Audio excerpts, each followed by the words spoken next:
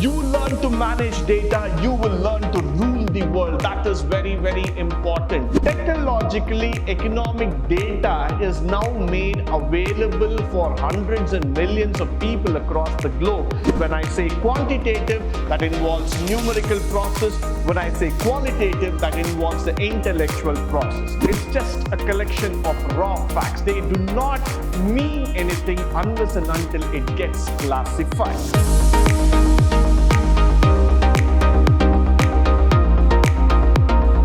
Good morning and welcome to the first session in Bridge Course for Economics, where we are going to talk about the need and importance of data. As we are speaking about economics today, there is going to be a lot of importance, lot of thrust that comes upon in terms of understanding the need for data for any economic applications.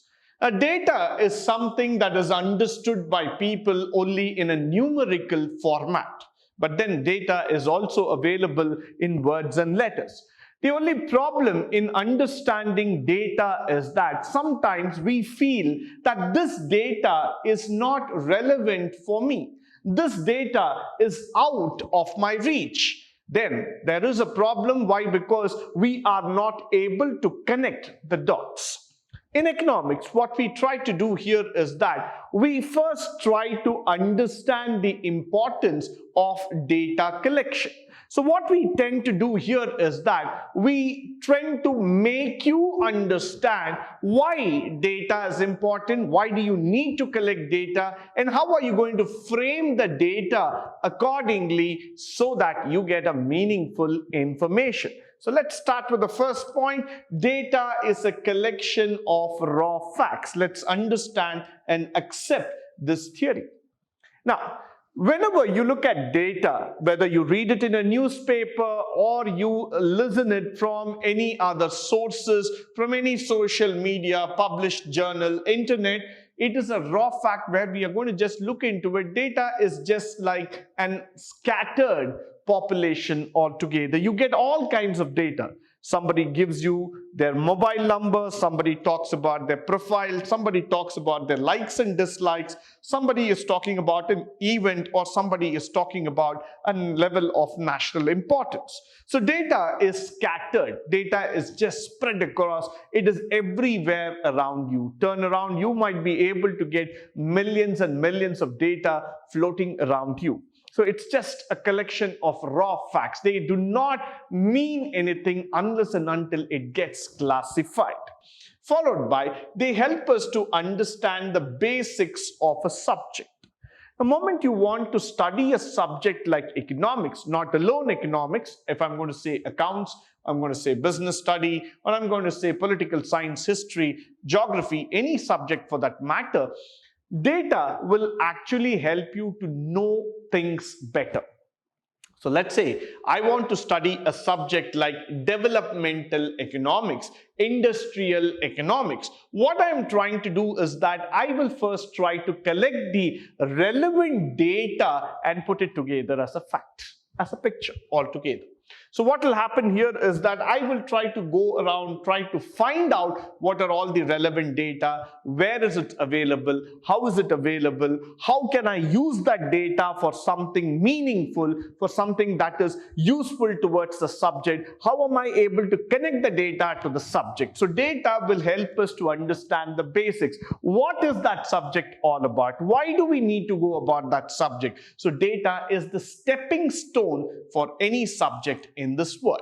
Followed by, it's found in many forms. As I have told you, data is not only numbers. It is words, it is letters, it is sign, it is symbol, it is graph, probably every other kind of annotations altogether. The first time when I started downloading WhatsApp and I started seeing messages coming to me, I was surprised about this factor. Why? Because WhatsApp had all this emotion symbols all together. Now even that is a data because they have certain meaning, they have certain embedded values inside it. So data can be in any form, in any format altogether. Followed by the types of data. So let's talk about the types of data. We have a primary data, we have a secondary data. What is a primary data? A data which is going to be classified as the first-hand data that you have collected, that you have taken the interest in terms of getting the first-hand information done by you directly, is called as a primary data. Secondary data is all other data that is available to you in the form of published notes, journals, government records, or any other kind of data which is already existing. So let me make things very simple for you. When I say primary data, that means the data which you are going to collect and make it feasible for the study. When I say secondary data, the data which is already existing in nature. So that's where, now let's start with the example of a primary data where I'm going to talk about face-to-face interview, the questionnaire and the survey forms. All of us know about these methods. Why? Because somewhere down the line, you would have seen these words. You would have seen people sending you questionnaires or forms or surveys to fill up about a product, about a choice, about a food, whatever is that. You just go ahead and you start filling up a questionnaire or a survey. But a face-to-face interview, as you see today in the news channels, in the social media, where people sit across the table, where you interview a person to get the data.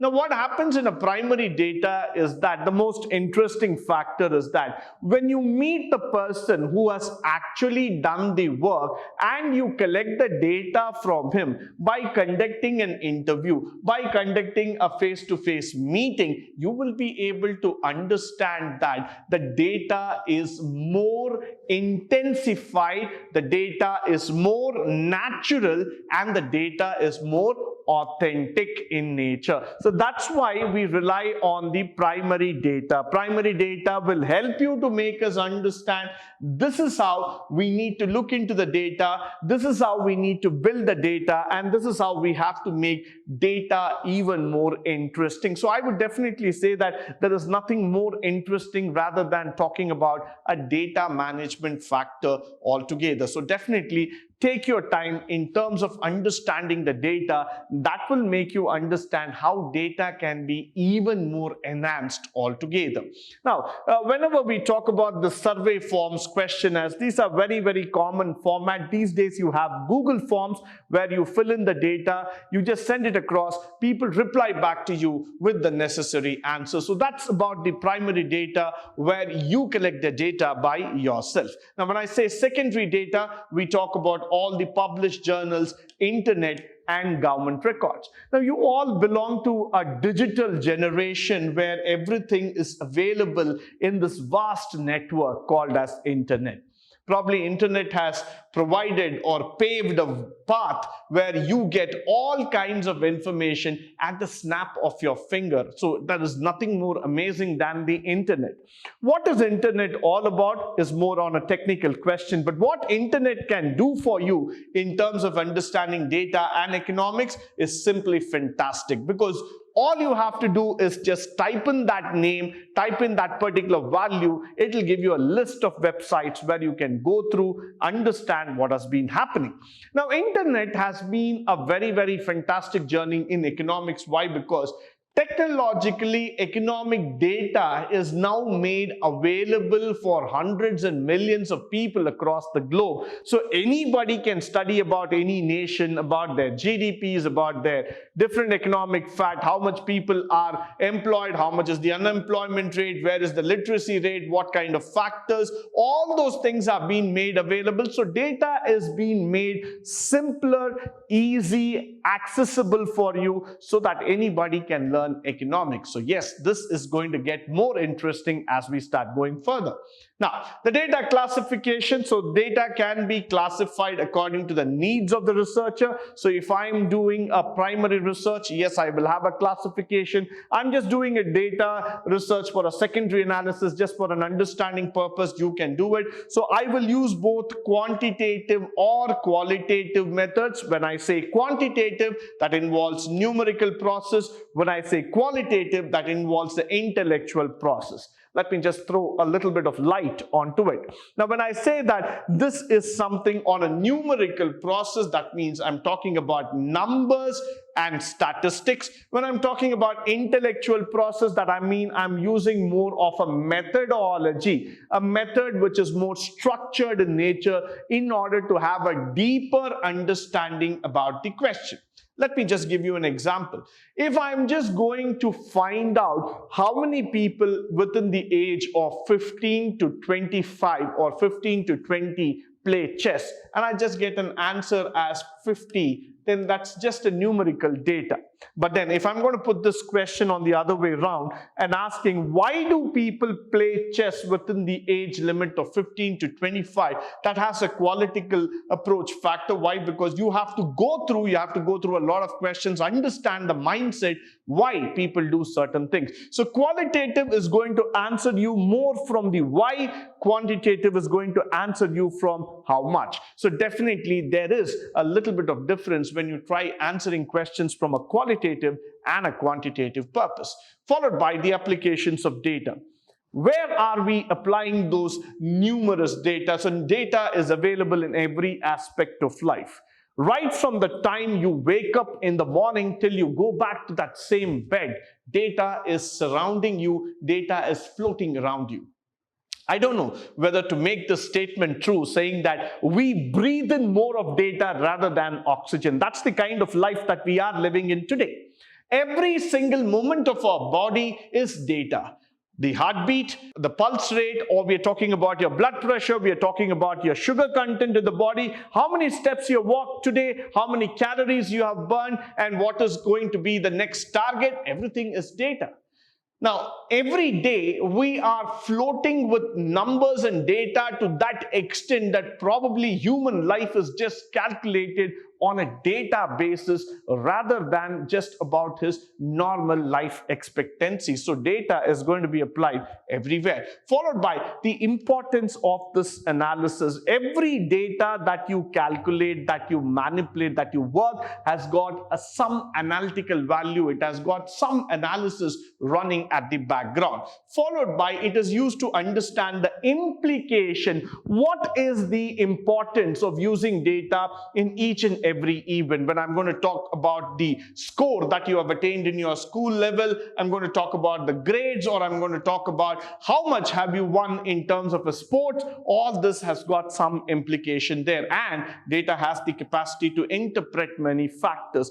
Data tells you what are we. It is the interpretation value. It is the scalability factor. That's going to tell you what exactly we are working on and what is the meaning of doing something. So that's why we call it as the interpretation altogether. So this is very, very important for us, and this will matter to us in the long run. So tomorrow, when you are going to study economics, you are going to have data with you, and data is going to be the conclusive factor for most of us. So that's why I say data is the lifeline for any country in this world. No data, no country exists. Now, data also gives us the essence of economic research. You want to be a person to understand economics. You want to be a person who wants to appreciate economics from a research standpoint, from an understanding. You need to embrace data. You need to understand that without data, we are not going to survive. Followed to manage data. So that's why I say, so learn to manage data. Every single number